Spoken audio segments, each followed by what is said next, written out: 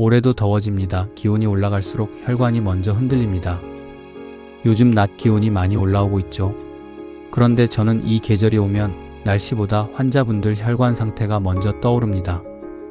오늘은 왜 여름철에 심혈관 질환이 늘어나는지, 그리고 우리가 미리 무엇을 준비해야 하는지를 구체적으로 말씀드리려 합니다.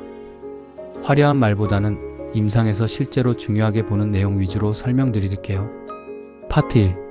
더위가 혈관에 주는 스트레스? 혈관이 갑자기 확장될 때, 기온이 오르면 우리 몸은 체온을 낮추기 위해 피부 쪽 혈관을 자동으로 확장합니다. 혈액이 표면으로 몰리면서 혈압이 떨어지고 심장은 이를 보상하기 위해 더 빠르게 뛰게 됩니다. 문제는 이 조절이 순간적으로 일어난다는 겁니다. 특히 심장 기능이 약하거나 혈관이 경직된 분들은 이 변화를 따라가지 못해서 어지럼증, 심박 이상, 심근허혈로 이어질 수 있습니다.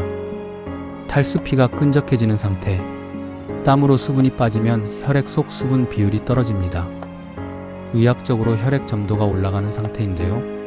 쉽게 말하면 피가 끈적해지는 겁니다.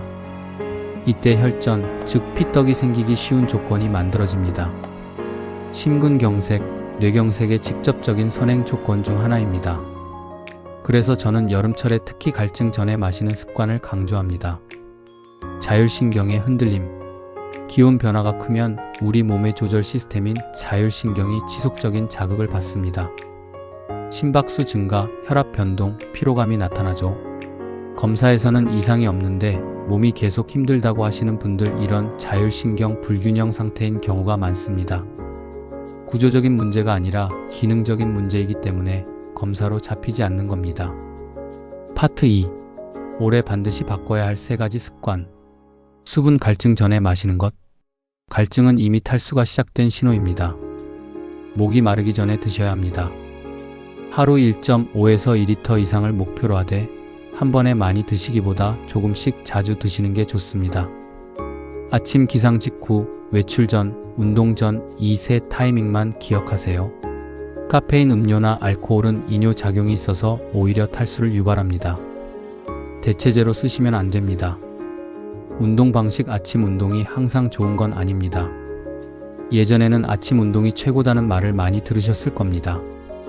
그런데 여름철, 특히 기온이 급격히 오르는 시간대에는 다릅니다. 이른 아침에도 이미 기온과 습도가 높은 날이 많고 공복 상태에서 과격한 운동을 하면 심장에 부담이 집중됩니다. 심혈관 질환이 있거나 위험인자가 있는 분들은 특히 주의하셔야 합니다. 여름철 안전한 운동 시간은 오전 10시 이전 이른 아침이나 저녁 6시 이후입니다. 강도는 평소보다 낮추고 중간에 수분을 보충하면서 하시는 걸 권장합니다. 몸의 신호, 이건 가볍게 넘기지 마세요. 3번째는 증상 인식입니다. 다음 증상들이 있다면 더위 탓으로만 돌리지 마시고 한 번쯤 확인하시길 권합니다.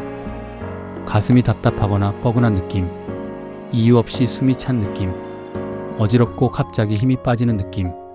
기본 검사에서 이상이 없더라도 혈관이나 자율신경 기능 자체는 이미 변화가 시작된 상태일 수 있습니다. 증상이 반복된다면 전문가와 상담하시길 권장합니다. 파트 3. 왜 치료 전 준비가 더 중요한가? 많은 분들이 문제가 생긴 뒤에 병원을 찾으십니다. 그건 자연스러운 일입니다. 하지만 심혈관 질환은 구조 자체가 망가지기 전에 혈액 상태나 자율신경 기능이 먼저 흔들립니다. 혈관이 막히거나 경색이 오기 전에 이미 수개월에서 수년에 걸쳐 신호가 있었던 경우가 대부분입니다. 그 신호를 놓치지 않는 것, 그것이 예방입니다.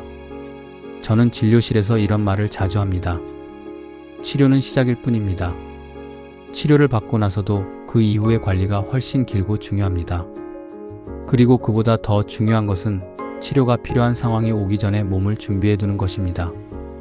마무리하면 수분을 갈증 전에 드시고 운동 시간과 강도를 조금 조정하시고 몸에서 오는 신호를 가볍게 넘기지 않는 것. 이 3가지가 올여름 심혈관 건강을 지키는 가장 현실적인 방법입니다. 오늘도 구독해 주셔서 감사합니다.